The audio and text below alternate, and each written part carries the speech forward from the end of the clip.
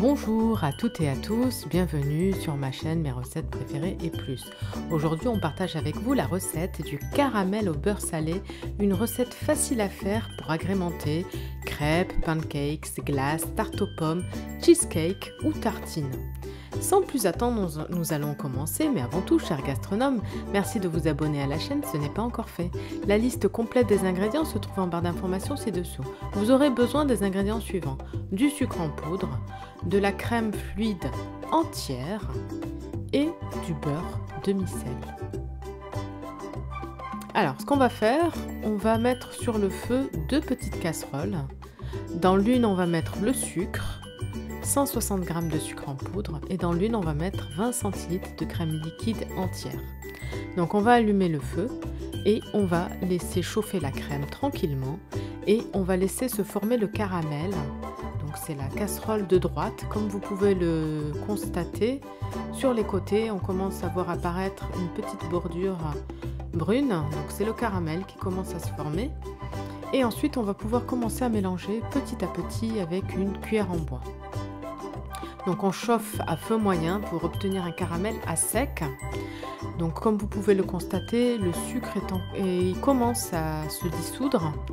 Et l'objectif c'est d'obtenir un liquide. Vous voyez là il est en train de devenir liquide. Et petit à petit il va changer de couleur pour devenir un liquide ambré. Donc il faut prévoir à peu près 3 à 4 minutes pour obtenir un bon liquide bien ambré comme il faut. Vous voyez, c'est comme ça que le caramel va se former. Voilà, là le caramel est parfait. Donc à ce moment-là, ce qu'on fait, on va couper le feu.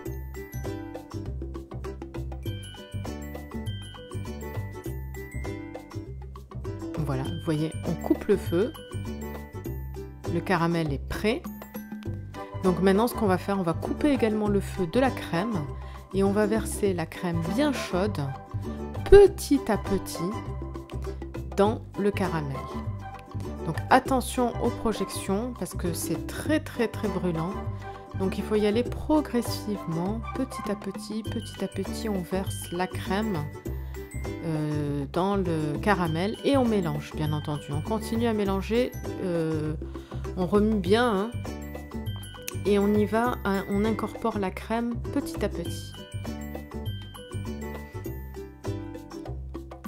Vous voyez là ça commence à bouillonner, il faut y aller vraiment à petite étape.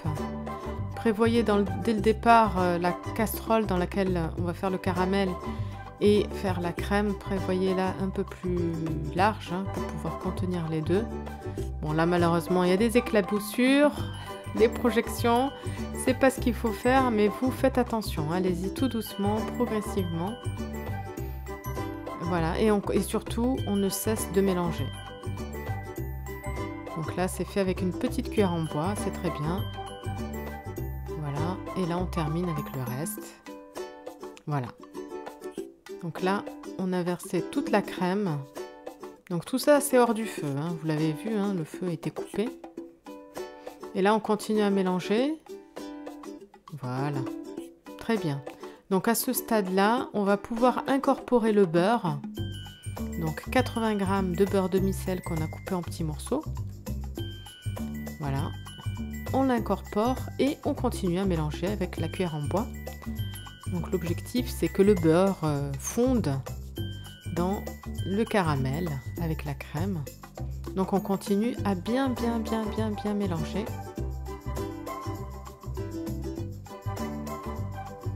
Jusqu'à obtenir la consistance d'une crème moyennement liquide, parce que vous inquiétez pas, elle va se figer petit à petit lorsqu'elle va refroidir.